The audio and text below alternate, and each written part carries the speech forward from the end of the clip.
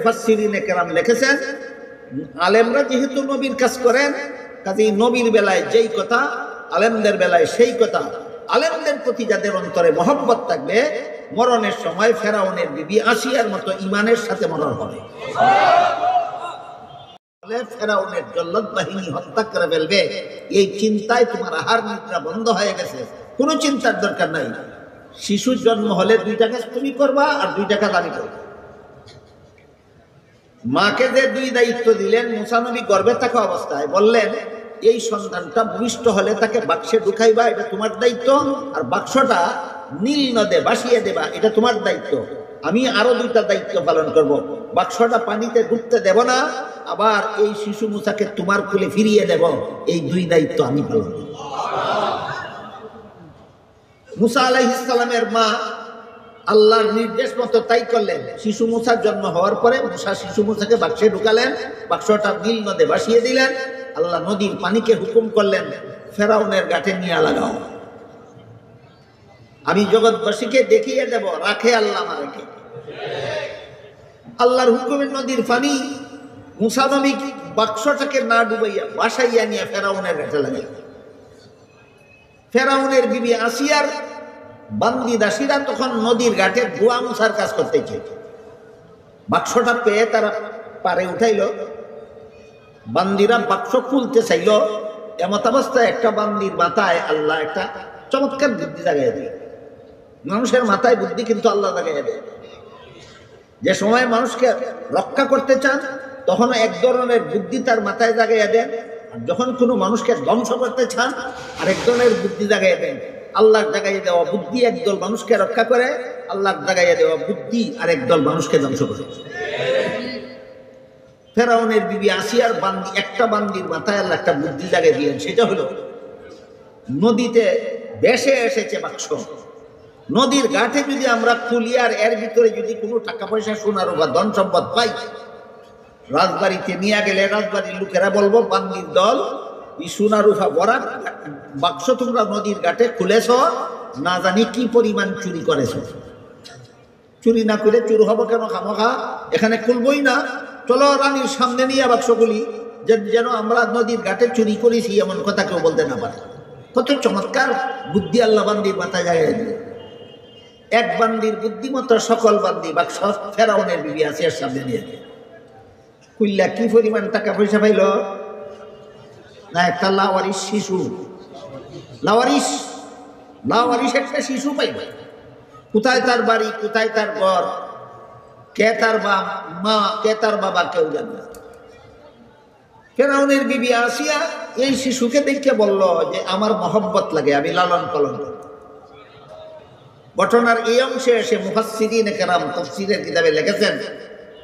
যে শিশুটা আগামী ভবিষ্যতে 40 বছর পরে নবী হবে। তাই এখন 40 বছর পরে যে শিশুটা নবী হবে, বিবি আসিয়া যে বলছিল আমার মহব্বত লাগে, এই মুফাসসিরিনে কেরাম লিখেছেন আলেমরা বিবি আসিয়া কাজ করেন যেমন নবীর বেলায় ইমানের সম্পদ, আলেমদের বেলায় সেই কথা। বিবি আসিয়া মরণকালে তার অন্তরে মহব্বত দেখে দেখে মরণের সময় ফেরাউনের বিবি আসিয়ার মতো ইমানের ঘটনার পিএমসের দ্বারা প্রমাণ পেশ করে মুফাসসিরিনে কেরাম যখন ফেরাউনের বিবি আসিয়া আলেমরা আমার মহব্বত লাগে, লালন পালন, এই নবীর বেলায় যেই কথা, আলেমদের বেলায় সেই কথা। আমাদেরকে বেতন দেয় হতিজাদের অন্তরে মহব্বত লাগলে কোনো কাজ। মরণের সময় ফেরাউনের বিবি আসিয়ার মতো, বিবি আসিয়া বলেন ফেরাউন তো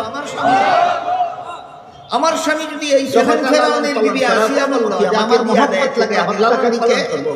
জলবাহিনী বলল, জলবাহিনী বলে ফেরাউন দাঁড়িয়ে দিয়ে বেরিয়ে আসে হত্যা করার চুরি চাকুয়ার মহব্বত লাগলে কেন কাজ? তুমি তোমার স্বামীকে জিজ্ঞাসা করো। বিবি আসিয়া বলেন ফেরাউন তো আমার স্বামী অনুমতি দেয় কিনা, যদি আমার স্বামী যদি এই ছেলেটা না দিলে আমরা করার অনুমতি আমাকে এই বলে হত্যাকারীকে চুরি চাকু নিয়ে দাঁড়িয়ে বাহিনী বলল রাতি বিবি আসিয়া আল্লাহ আমরা দাঁড়িয়ে নিয়ে দাঁড়িয়ে আসি ফেরাউনের কাছে গিয়ে সব কাহিনী বলল, তোমার স্বামীকে জিজ্ঞাসা করো, বলো কি ছেলেটা তুমি লাগে আমার মহব্বত লাগে, আমি লালন পালন করি, যদি দেয় আমরা রেখে যাব, সাথে সাথে ফেরাউনের জবাব দেয় এই বলে জল্লাদ বাহিনী চুরি চাকু নিয়ে দাঁড়িয়ে রইল। আর বিবি আসিয়া ঘটনার এখানে মুফাসসিরিন কেরাম সব কাহিনী বলল তোমার একটা কথা বলেছিল আমার বলবত লাগে না তুই দিলা কিনা একটা কথার কথা লাগে আমি মরণ পর্যন্ত ফেরাউনের ঈমান নসিব সাথে সাথে ফেরাউনের জবাব দেয় আলেমরা যেহেতু নবীগণের কাজ করেন আমার নবীর বেলায় যেই কথা আলেমদের ঘটনার এখানে আলেমদের প্রতি যাদের কেরাম দুশমনী থাকতে হবে আলেমদের প্রতি যে কথা বলেছিল আমার মহব্বত লাগে না আলেমদের সাথে যাদের কথার ছাড় থাকবে মরণ পর্যন্ত ফেরাউনের ঈমান নসিব আল্লাহর কসম আলেমরা যেহেতু নবীগণের কাজ করেন কেন তাই নবীর বেলায় 80 রাকাত তাহাজ্জুদ করো না কেন আলেমদের বড় যাদের তোমার ফেরাউনি থাকতো বেঈমান অবস্থায় প্রতি যাদের জুলুম নির্যাতন থাকবে আলেমদের সাথে যাদের অবিচার থাকবে আলেমদের প্রতি যাদের হিংসা বিদ্বেষ থাকবে আল্লাহ যদি আলেম হতে না পারো আলেমের সত্তর আর হজ করো না কেন আর এক রাতে 80000 আলেমের কথা শোনা তাহাজ্জুদ করো না কেন মরণকালে তোমার ফেরাউনি বেঈমান অবস্থায় রাসূল যে আমাদের নির্দেশ দিলেন আলেমের কথা শোনারও যদি সুযোগ না পায় আলেমকে মহব্বত বলেন যদি আলেম হতে না পারো আলেমকে মহব্বত হতে না পারো আলেমের কথা শোনো আলেমের কথা শোনার সুযোগ না পাও আলেমকে মহব্বত করো এটা জাহান্নাম থেকে বাঁচার কি সম্মত আলেমকে মহব্বত আমাদের নির্দেশ দিলেন ফেরাউনের আলেমের কথা শোনা যায় মরণ হবে না যে আলেমকে মহব্বত করব এটা রাসূলের নির্দেশ ইসলামের বিধান আলেমকে মহব্বতের মতো ইসলামের বিধান অযৌক্তিক কাহিনী বুঝাটাকে বলুন আপনারা রাজার চূড়ান্ত যুক্তিসম্মত মতো আলেমকে রানীর মতো করার বিধান না মানলে ফেরাউনের মতো বেঈমান কোনো আলেমের প্রতি ঘৃণা পোষণ করা আলেমকে মহব্বত করার বিধান মানলে ফেরাউন আলেম আল্লাহর কথা বলেন কেন রাসূলের কথা বলেন কুরআন হাদিসের কথা বলেন কাহিনী বুঝাটাকে হারামের রাজার কেন এই কারণের মতো অন্তরে আলেমের প্রতি বিন্দু মাত্র ঘৃণা যে না থাকে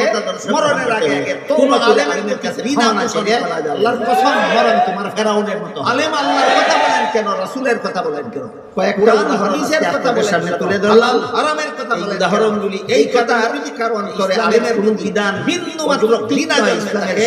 মরণের আগে তওবা সম্মত ক্ষমা না চেয়ে আল্লাহর কসম মরণ খালি ফেরাউনের রাহমাতুল্লাহ আলাইহি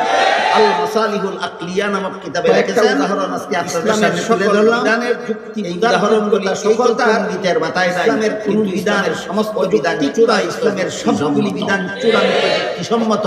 তাই হাকিমুল উম্মত অনুমতি দিলে মহব্বত করলে কেমনে জাহান্নাম থেকে আল্লাহ মাসালিহুল আকলিয়া নামক কিতাবে লিখেছেন ইসলামের সকল বিধানের এক হাদিসে আল্লাহ রাসূল বলেন সকল পণ্ডিতের মাথায় সারা দুনিয়ার সমস্ত মানুষ যখন হাসরের মাঠে তারা যুক্তিসম্মত আল্লাহ আলেমগণকে বলবেন আলেমরা তোমরা জগৎবাসী দিলে মহব্বত করলে কেমনে জাহান্নাম থেকে নাজাত পাবে আলেমগণ যখন আলাদা হাদিস শোনাবে শোনাইয়া কথা তখন আল্লাহ আলেমদেরকে বলবেন এক হাদিসে আল্লাহ রাসূল বলেন আমি আল্লাহ দুনিয়াতে তোমাদেরকে আলেম মানুষ যখন হাসরের মাঠে করেছিলাম জাহান্নামের আগুন দিয়ে জ্বালাবার বলবেন আলেমরা জান্নাতে জগৎবাসী মানুষ থেকে আলাদা হয়ে আলাদা কাটে এখানে একটা প্রশ্ন দেখতে পারে আলেমগণ যখন আলাদা কাটে যাবেন তাহলে আলেম তখন আল্লাহ আলেমদেরকে বলবেন হে আলেমরা আমি আল্লাহ থেকে নিয়ে আসে তোমাদেরকে আলেম বলছেন আলেমরা জান্নাত দান করেছিলাম আলেমরা জাহান্নামের আগুন দিয়ে জ্বালাবার নয় তোমরা জান্নাতে প্রশ্নের জবাব মুফাসসিরিন কেরাম লিখেছেন এখানে একটা আলেম দেখতে পারে যে আলেম হলে এক প্রকার সমাজের দৃষ্টিতে আলেম তাহলে আলেমরা আল্লাহ নাস্ত দিয়ে অসুবিধা কি সমাজের দৃষ্টিতে আলেম তাহলে অসুবিধা কি রাসূল বলেন আলেমরা জান্নাতে আলেম আল্লাহর দৃষ্টিতে আলেম তারা কুরআন হাদিসের ইলম শিক্ষা করে ইলম কেরাম জীবন যাপন করে যারা এক প্রকার সমাজের দৃষ্টিতে আলেম আল্লাহর দৃষ্টিতে আলেম হলেও বেনামাজি হতে পারে সমাজের দৃষ্টিতে আলেম তারা কুরআন হাদিসের ইলম শিখে আল্লাহর দৃষ্টিতে যারা আলেম আল্লাহর দৃষ্টিতে আলেম তারা কুরআন হাদিসের ইলম শিকার করে এলে আল্লাহর তো জীবন যাপন করে আল্লাহর হুকুমে হাসরের মাঠ থেকে আলেমগণ যেই রাস্তা দিয়ে আল্লাহর দৃষ্টিতে আলেম হলেও বেনামাজি হতে পারে রাস্তার পাশে কিছু আল্লাহর দৃষ্টিতে আলেমরাও সুদখোর ঘুষখোর হতে পারে আলেমও নয় গুনাহগার দৃষ্টিতে যারা আলেম একজন গুনাহগার আলেম জান্নাতে যাওয়ার পথে পিছন থেকে আরেক হাদিসে আল্লাহ একজন আলেমকে দেখে আল্লাহর হুকুমে হাসরের মাঠ থেকে আলেমগণ যেই রাস্তা দিয়ে জান্নাতে যাবেন মহব্বত যে করতে রাস্তার পাশে গিয়ে গুনাহগার বলবে আমি আপনাকে এক গ্লাস পানি পান করেছি এরা আলেমও নয় গুনাহগার মহব্বত যে করতে এটা প্রমাণ গুনাহগার আলেম বলবে আমি আপনাকে পিছন থেকে এক বদলা উজুর পানির ব্যবস্থা করে দিয়েছি দেখে দেখে বলবে কিন্তু আজকে আমার বিধানিয়াতে আপনাকে মহব্বত আল্লাহ হুকুম দিয়েছেন জাহান্নামে যাও মহব্বত যে করতে রাসূল বলেন গুনাহগার বলবে আমি আপনাকে এক গ্লাস পানি পান শুনে আলেমগণ যার করতে এই কথাতে প্রমাণ দিতে গিয়ে কেউ বলবে আমি আপনাকে নামাজের রাবায়াত যে আমার পানিতে আমি করে যাইছি শেষ চেষ্টা করে দেখি লোকটাকে জাহার থেকে বাঁচানো যায় আল্লাহ হুকুম দিয়েছেন রাসূল বলেন আলেমগণ দাঁড়িয়ে আল্লাহকে বলেন আল্লাহ এই লোকটা ঠিকই বলেছে আমাকে মহব্বত করতে বলি আলেমগণ যার জান্নাতে যাওয়া কি বলেছে আমাকে মহব্বত করতে বলি এক বদলা উজুর ভাববেন যে আমার জান্নাতে আমি পড়ে যাই বলবেন হে আলেমরা শুনো দেখি লোকটাকে জাহার থেকে বাঁচানো যায় হুকুম দিয়েছি জাহান্নামে যাওয়ার রাসূল বলেন আলেমগণ দাঁড়িয়ে আল্লাহকে বলেন আল্লাহ এই লোকটা ঠিকই বলেছে আমাকে মহব্বত করো না এই একটা পানি পান করেছিল ওই লোকটা ঠিকই বলেছে আমাকে মহব্বত করতে বলি এক বদলা উজুর পানির ব্যবস্থা করে দিয়েছিল আল্লাহ তখন বলবেন হে আলেমরা শোনো ওই হাদিসের গুনার কারণে হুকুম দিয়েছি বলেন আলেম যদি হতে না পারো তোমরা যদি সাক্ষী দিলা যদি না পারো আলেমের কথা শোনার মধ্যে সাক্ষীর কারণে আমি আলেমকে মহব্বত করো এটাই হবে তোমার জাহান্নাম থেকে নাজাতের রাস্তা যাও গুনাহগার মুসলমান এবার বলুন আলেমের সাথে শত্রুতানি করা আলেমকে জুলুম নির্যাতন করা জাহান্নাম থেকে বাঁচার ব্যবস্থা যদি হতে না আলেমকে আলেমের সাথে হতে যদি না পারো জাহান্নাম আলেমের কথা শোনার সুযোগ যদি না পাও আল্লাহকে মহব্বত করো সবাইকে এটাই দান করুন জাহান্নাম থেকে নাজাতের রাব্বিকা রাব্বিল ইজ্জাতি আম্মা ইয়াসিফুন এবার বলুন আলেমের সাথে শত্রুতানি করা আলেমকে জুলুম নির্যাতন করা জাহান্নাম থেকে বাঁচার ব্যবস্থা না আলেমকে কলিদার দ্বারা মহব্বত করা জাহান্নাম থেকে বাঁচার ব্যবস্থা আল্লাহ আমাদের সবাইকে তৌফিক দান করুন আমিন সুবহান রাব্বিকা রাব্বিল ইজ্জাতি আম্মা ইয়াসিফুন ওয়া সালামুন আলাল মুরসালিন ওয়াল হামদুলিল্লাহি রাব্বিল আলামিন